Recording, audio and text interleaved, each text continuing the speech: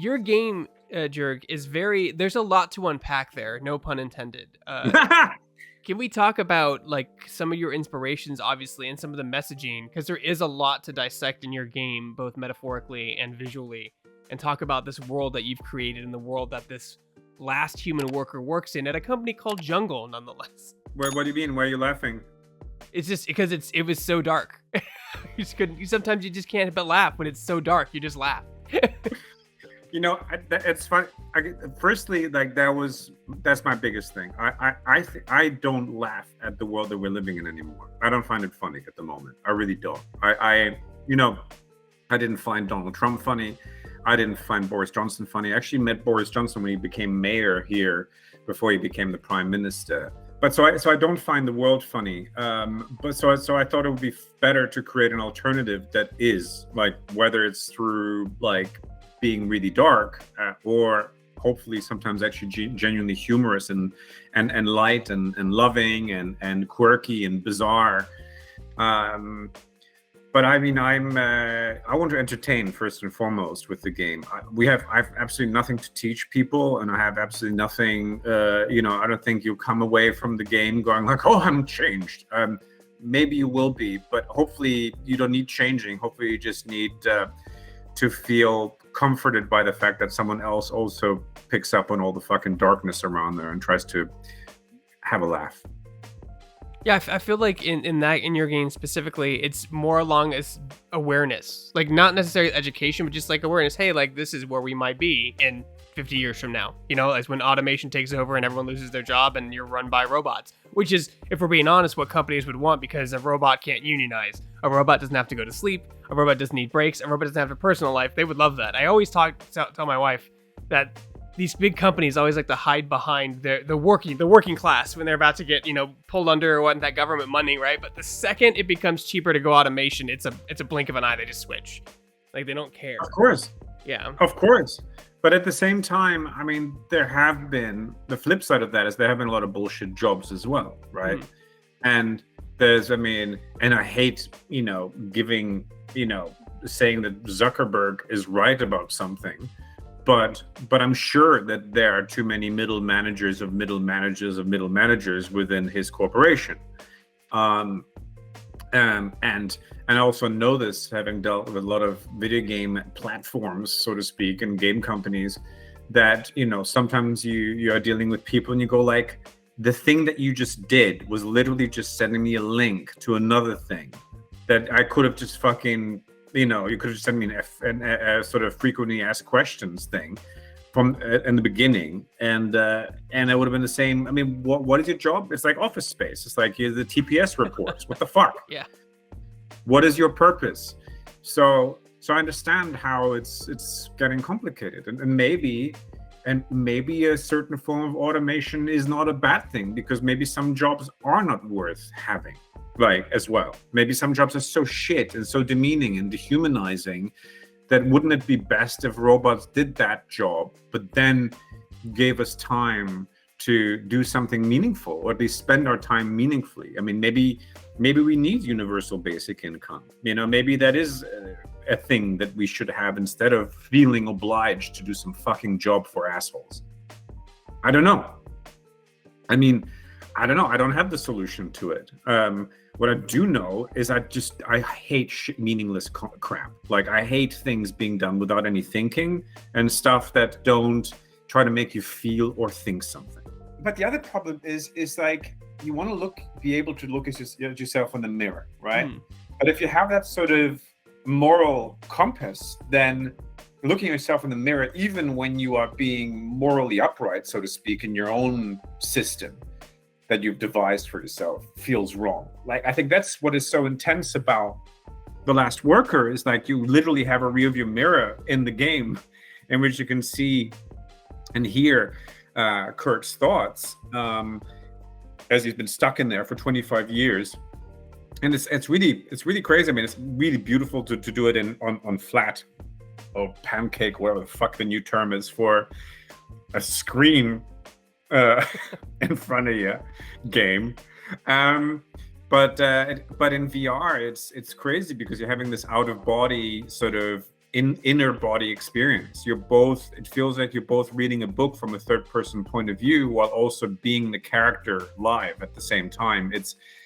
I haven't experienced this in any other VR game, and it feels like the new way in which a narrative, a sort of poetic narrative can be experienced, right? The way it makes you feel, or hopefully it gives you a lot of what a book would give you, but you're interacting with it and you have gameplay mechanics in it and stuff, proper gameplay, and it's new in that sense. Maybe some people will feel it's not enough story for them, and they wish they had a text-based thing, and then they could decide on what dialogue choices they have. And other people may go, I just wish this was all gameplay loops all the time. I don't know. I mean, maybe to some it will feel like I'm sitting between two chairs, but I'm sitting on a flying pod, so that's pretty cool. But maybe, but I think it's new, and I think if we're going to stand out in the world of automation and normalization, generalization, and content, then we might as well go out with a bang by doing something original and standing out. And hopefully that's what people will appreciate about The Last Worker, that this is a game that dared to be different and to return to the pun of unpacking, to actually think outside the box, Can you talked about a little bit, but can you elaborate more on like what being a director and a writer and an overall creative, what working in a video game does for you as opposed to like what film can't, or like what even just a VR movie can't, like what that medium opens up for you creatively and technologically from a storyteller standpoint? I grew up as the son of a composer, and my mom wrote operas and she wrote music for stage plays and for incredible films by Agnes Varda and other people, and big, massive, epic operas. I'm married to a theater director. We've made films together. She's making this big film at the moment with Malkovich and others. And at the same time, I worked as a video game journalist to pay for my theater degree, because I was studying at NYU at School of the Arts, and to pay for my lifestyle in New York. And there was not much style involved, but more like existence. Right. At the time. I used to write for Official Dreamcast magazine and Next Generation magazine, and a bunch of others at the time. And so I always felt, and since I was a kid, I would bore my parents and everyone with the fact that like one day video games will be everything. They'll be everything. Like they'll bring all of the things that I love, theater and games as a theater and film and music and architecture and everything that I fucking love. I want to put everything into games, and I want to be inside of that shit. And I want other people to be invited to, because it's the ultimate art form, because it's inescapable. Of course it's going to happen. And people, even fucking Jerry Bruckheimer called me megalomaniac in the meeting when I had a meeting with him as a 21-year-old, and I probably came across as pompous. Now I'm older and I can get away with it, but it's true. It's like I said, no, it's gonna be fucking bigger than Hollywood. So like whether you like it or not, and and he called me a megalomaniac, and then of course many years later he then joined the board at ZeniMax. Where. Who's the right, hypocrite now? Right. Yeah. But it's games are the ultimate art form, and everything is games now. Everything is fucking gamified. Our fucking politicians are playing with tools that were created by gaming communities, whether it is Reddit and social media platforms, etc. They are gaming us, and they're toying with us. Working within fucking the biggest capitalist nightmare corporation on earth, which is Amazon, is a video game. The people literally working within that have time counters beeping down, and they have to reach quotas, and if not, then the beep's really loud, and everyone around them gets alerted to the fact that they're fucking up, and it's a fucking dystopian video game, right? And so we're all inside a game now. And Look at Elon Musk. He builds video games into his weird fucking cars. It's he's a nerd, like an absolute nerd, and the nerds are now in charge, for good and for bad. We're among those nerds. Right. Are we in charge? No. But they the tech people are now in charge, and I don't like it because the game industry especially now is still acting like a tech industry. Like when you go to a game conference, people talk about tech. They don't talk about culture. They don't behave like culture. They don't behave like an art form. We're not.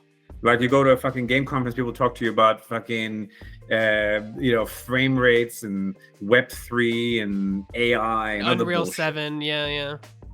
And then they tell you, oh, it's because we're the only art form that is so closely tied to tech. And I was like, dude, like, do you know how the first cave painting was made? Like someone had to first discover the flames and how to make fire. Like we've literally every single piece of art, the first piece of art that we still have proof of, needed tech in order to exist and to remain. And we've always had tech. Like tech is why we're here. We have to wear clothes in order to fucking freeze to death. Like that's our spider web. Tech is our natural extension. So let's not allow these fucking tech people to hold it above us like it's in this unattainable fucking good that requires money in order for us to have it. I think like your game too, like it speaks to the like, yes, having tech is convenient and it's easy and it may make our life more convenient. I don't want to say easy, but more convenient. But in the long run, it destroys our culture and who we are overall. Like only if we see it as tech. Mm-hmm. I mean, only if we allow it to exist without us, outside of us. Like that's the thing. I mean, that's what I mean, dude. Like, I'm making a VR game. It's like I love tech. I fucking, it's. All my life I've dreamt to inhabit narrative worlds. Like it's stunning. It's what is the feeling that. When I first sat down inside an Outrun cabinet in 1986 as an 8-year-old, and I fucking experienced, my first feeling of like being one with this tech and technology and architecture and graphics and music, this full synesthetic experience. I was like, shit, this is what I want. This is it. This is what I want to do. This is incredible. And you've seen it evolve. On top of that, being a journalist, you've seen how it came from an Outrun cabinet all the way to now full-fledged VR, to where people can now make games in their homes on a single computer. Where before you would need studios or you would need to rent out equipment from gigantic tech conglomerates to do something to make your game, and now you can do it at home. It's stunning. I love tech, and also like I'm making this incredible film which my wife is directing, which is technologically insane. We're technically using the same techniques that Avatar is using, except we're doing it for 1% of the budget. But we're doing all of this because I know video games.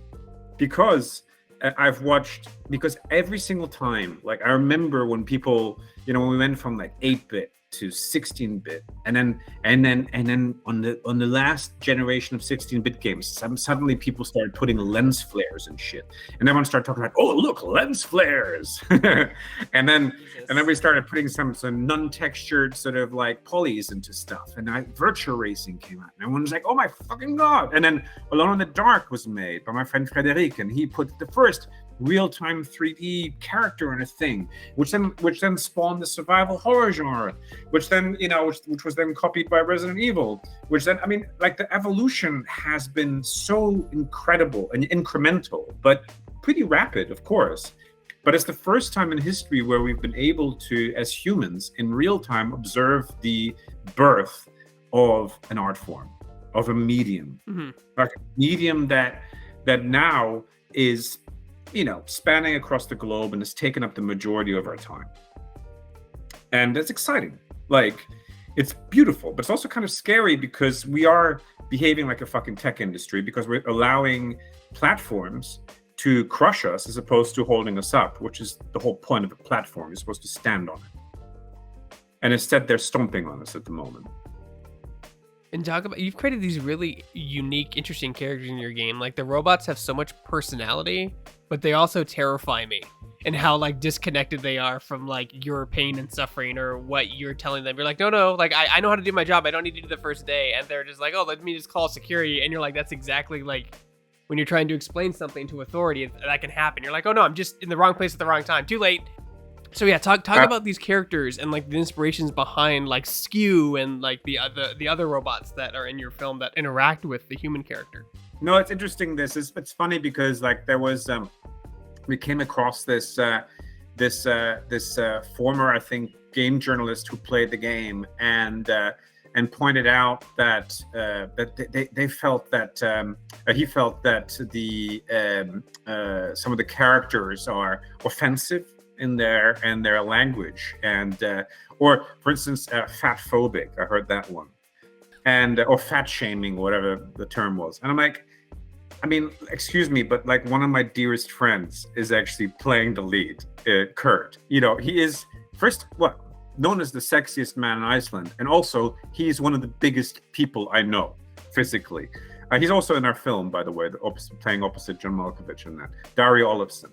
And he's willingly played all these parts, and he didn't do it for the fucking money, I can assure you, because we're in indie. Right.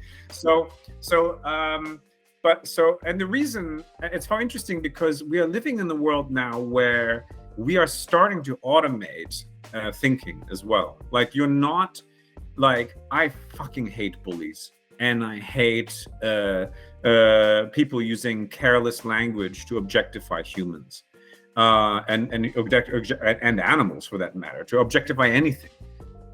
But if there's one portion in society that is objectifying us, it is AI. Because it has to. Like AI has to turn us into objects that it can normalize and categorize, because that's how AI works.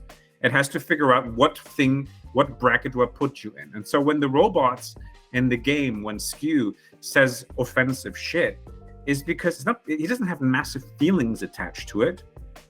He also says it because he's been fed on the bullshit and the offensive othering sort of language that we've had for the last few decades in media, in the corporate sector, etc. He's learned all of that. But some people will go like, oh look, there's offensive language in the game. It's like, yeah, there is, because I fucking am offended by Amazon. Actually, I'm angry. I'm upset. Yes, you're getting it. You're understanding my pain now. That's the point. Yes, I find them offensive. I do find that they objectify us. And even when they are cute, like Skew, sort of, even when they are likable, like Skew, because he is likable, but he's also broken and he's kind of fucked up. You know, he's as cute as any fucking Disney character. Do you think Disney gives a shit about us? No, not at all. I mean, they're about to fucking lay 7,000 people off. And I think how many billions in profit did they post this year? What did their CEO make last year with bonuses? You know, how many salaries could he have paid 10 times over last year for those 7,000 workers based on his bonuses alone? Yeah. Yes, they hate us.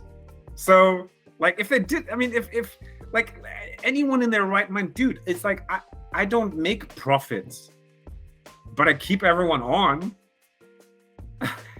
No, trust me. I understand that I work for a person who runs a website, and I get it. You think our website is massively profitable? No. You know, but I can appreciate that he keeps us all around and that he keeps trying. You know, that's the whole point, right? You got to keep trying until you hit through that wall, that concrete diamond encrusted wall. It is tough, but it's like, no, so those are the robots. They're objects, but they also objectify us because they have to, because, you know, they have to calculate the world somehow. And the easiest way to do that is by, you know, understanding things in simple terms. But I also hope they're kind of endearing. I mean, Skew he's an asshole, but he's also likable, I hope. Oh, he is. He's cute. He reminds me of Skeets, which is a character in a comic. It's a robot. To boost your gold, he's like a robot assistant. Really similar. They're both robots, but that's really it. They're cute. They're funny. They make little jokes that you don't want to laugh. Like I said, I was laughing because it was so dark. I'm just like, what else can I do?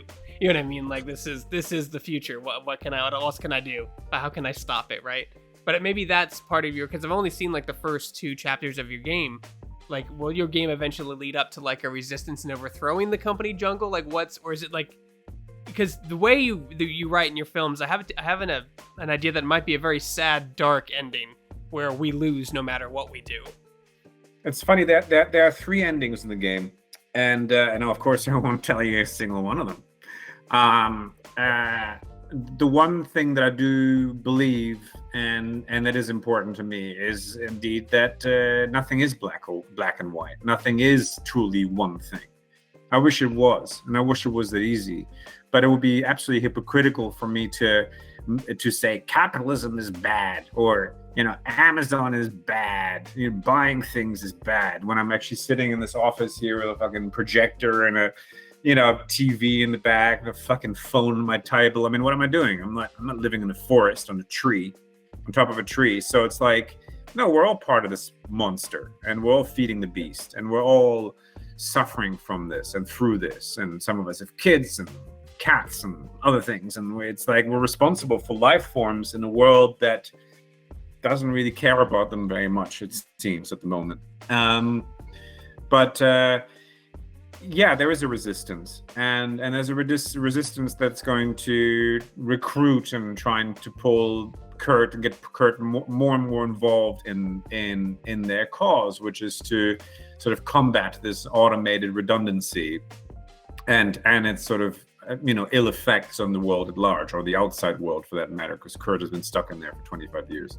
So he doesn't even know what's been going on outside, and through like picking up the different products in the game and so discovering what they are, you also get to sort of draw your own picture in your head as to what the world on the outside might look like as well. So because I want you to use your own imagination, and perhaps you'll imagine something far worse than our own reality, or because it's bad enough, just see the world as it is already.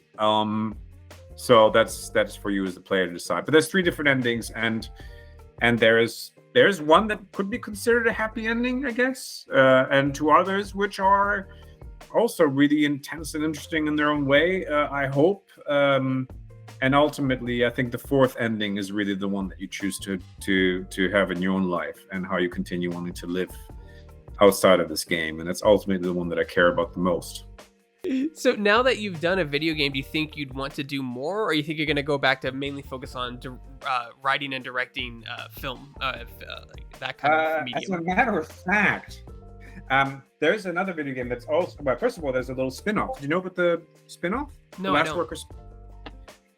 Together with the creator of Alone in the Dark, Frédéric Renal, we've made a little spin-off for the Playdate. Oh, I like the Playdate. Yeah. And look, it's called Skew. Hang on. And, okay. And hang on, because I'm a capitalist. I now have a franchise. You see. Yeah, that's the goal, right? And look, and he can it's fucking impossible to play on this mirrored thing, but it's the first real-time 3D game on Playdate, and it's going to be out soon, and it's fucking awesome. And it's called Skew. You get to play Skew in it, voiced by Jason Isaacs as well. So that's game number 2. And on Monday, there's another game that will be announced that will be out in the next few weeks. So just look at my Twitter feed, and you'll see that on Monday. But it's something that Sega teased a couple of weeks ago already, awesome, for PlayStation VR 2. That's awesome. And so, like, when does The Last Workers out now, right? People can play it now and experience your story. Not quite. Now. It's out soon. We haven't announced the release date yet, and Andy will keep you posted. And I think we'll be announcing it very, very soon. And the release date will be very, very soon. I mean, it's just a matter of weeks now. But it's just we've had to get all these different platforms, line them all up, which is for a team. Because Wolf and Wood, the developer who I've been working with, and we're also working on the other game together, I adore working with Ryan Bousfield and his team, and they're just fucking brilliant. And what they, and it's just a team of 9, and so to make a game as large and sprawling as The Last Worker has been quite the challenge. but yes. So, but also like because we're greedy capitalists, the game is coming out in VR, on consoles and on PC. So PlayStation VR 2, Quest 2, PC VR, Nintendo Switch, Xbox Series X and S, PlayStation 5. I probably forgot something. PC regular or something. I don't know what. And Playdate, of course. Yeah, so but we've lined them all up, and we're just now in the sort of finishing stages. But so we're just a few short weeks away from release. But Andy and Co will tell you the actual release date. There was a demo. There was a demo during the. I don't know if the demo is back on Steam. I don't think so, because I think it was during Steam Next Fest or something, and they'd sort of made, like, I think the way that worked, there had to be a sort of limited, like, time limited demo or some other nonsense. But so I don't know if we're releasing a demo closer to the release, or if we're just gonna. I don't actually know. To be fair, but yeah, fuck demos at this point. Just buy the game. It's coming out very soon. Soon, he promises. Soon.